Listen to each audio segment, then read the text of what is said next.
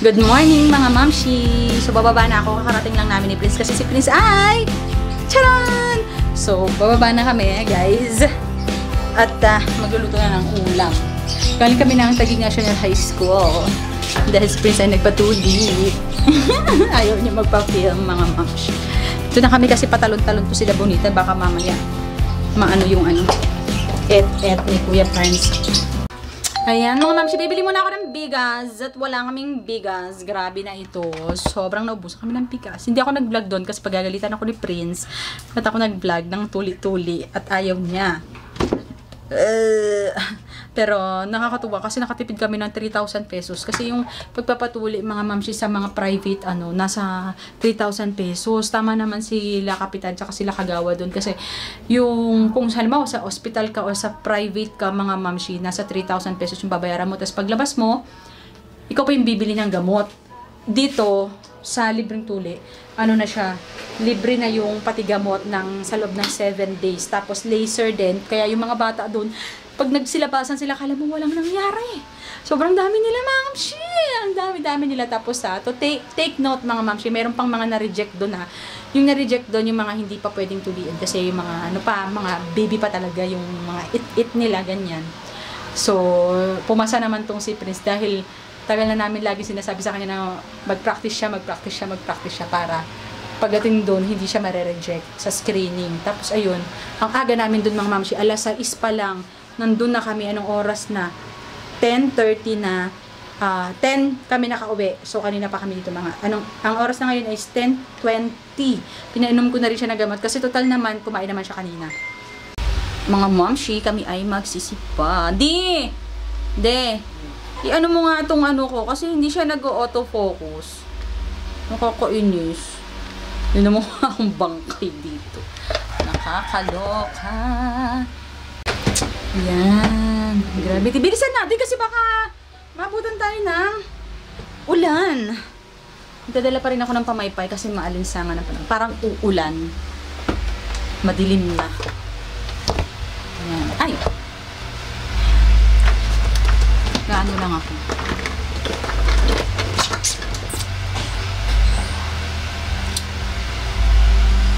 Hindi ko nga alam kung alam niya labo na yung mata ko. Hindi ko alam kung ito ay uubra. Kasi siya ay hindi ko alam kung malinaw yan pagdating ng kasi yung mga inedit ko doon, kala ko malinaw. Pagdating ng doon na transfer ko na malabo pala. Kaya in-speed ko na lang. Mga ma'am, so may order tayo. Ayan, nakuha na ni Ma'am Shi yung bag. Meron niyang palaman sa loob, kaya ganyan siya bulky. Pero alisin din yan. Tapos, sobra kasi yung pera niya. Kaya ayan, nilagyan ko ng isang body wash. Tapos, 4 na chocolate may truffle. 2 magkaibang flavor. Tapos, yung Gana, magkaiba siya. 2 flavor din yung nilagay ko dyan. Kasi sobra yung binigay ni Ma'am Shi na pera. Tapos, yung bayad sa LBC, ayun na rin yung ibabayad ko kasi sobra-sobra yung binigay niyang pera. So, from Norway, tapos ito ay papadala sa Montalban, Rizal. Guys, gumagawa si Prince ng pizza. Oh, ito pa, ilagay mo dyan. Edi, pagkasyahin mo, okay na nga yun, overload, pizza overload. Dali. Practice daw siya. Si Prince para daw syunga-syunga. Dali na! Ang daming alam.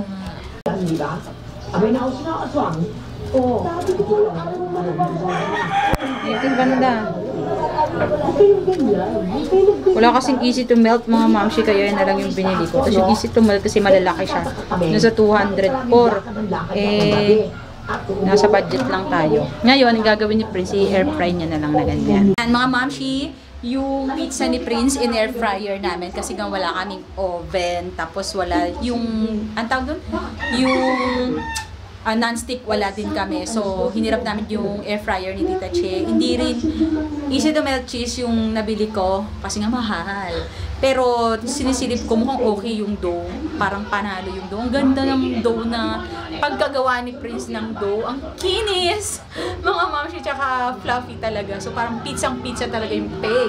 Tapos binilhan ko siya kasi naalala ko, binilhan ko siya ng ng pepperoni, yung mumurahin lang na pepperoni, pero masarap naman, Kingsu, yung gamit namin na pepperoni. Tapos, Magnolia yung cheese, hindi nga lang easy to man, pero okay na yun.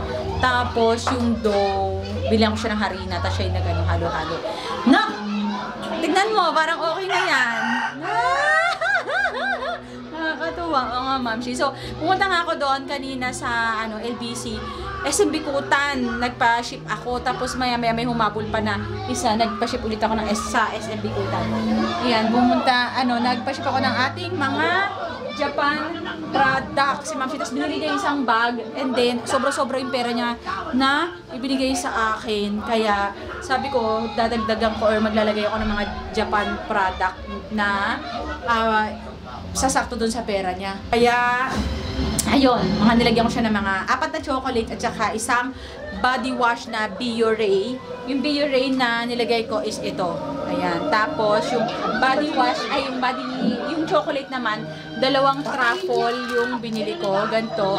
Binigay ko, nilagay ko dun sa package niya.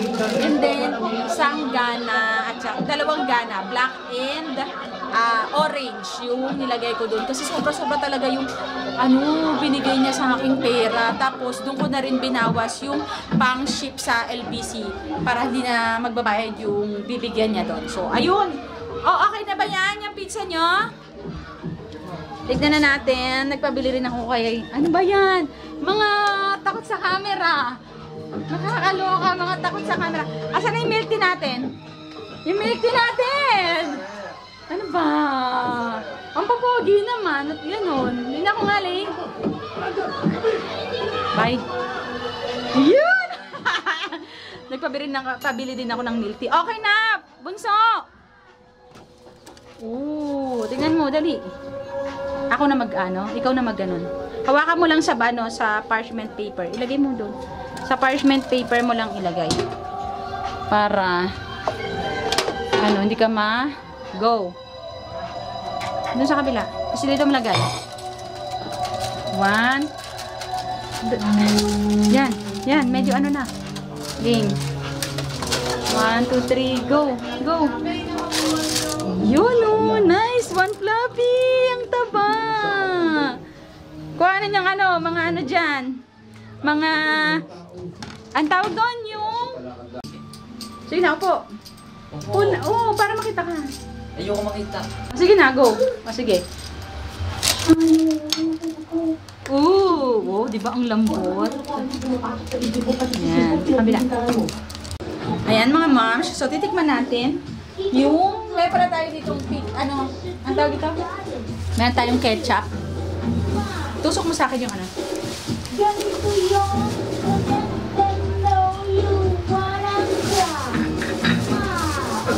wow naman! Smile! Marunong na siya. Titikman natin. Mas maganda to kung easy to melt up, no?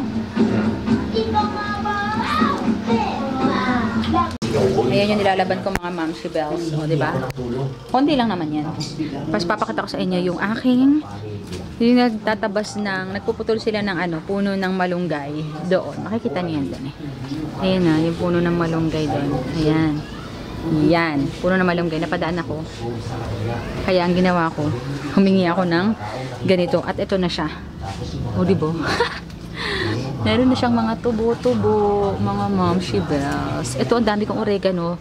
Ililipat ko to pag bumili ako ng Gusto ko yung, yung talbos ng kamote. Pag bumili ako nun, itutusok ko dito. Baka sakaling mabuhay.